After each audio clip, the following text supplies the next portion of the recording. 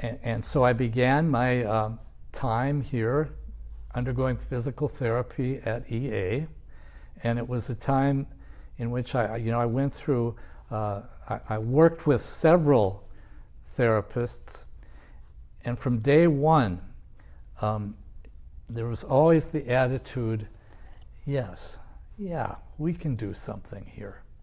But it wasn't just blowing smoke. When they said something could be done, there was always like a very understandable scientific reason why a certain exercise was working. And what I was so impressed by with every therapist I met who worked with me, I felt like I was the first person they'd ever worked with. There was a freshness and an excitement about it. And I also had the feeling that they really knew my situation and my foot and had done research on it and knew what would be best for it.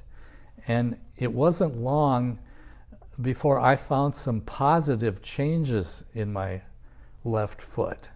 And this sounds like exaggeration, but after some of the sessions, I literally felt like I was walking on air again, like I had not felt that way for a long time. And if I did, I wasn't aware of it.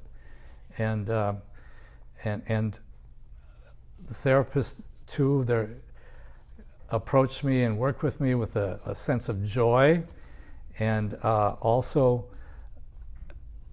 they're willing to look outside the box, which I really appreciated, because sometimes I know we need to follow the science and all that, but sometimes you can get into the attitude, well, where science says you'll never be able to do this, well, let's try and see if you can do that.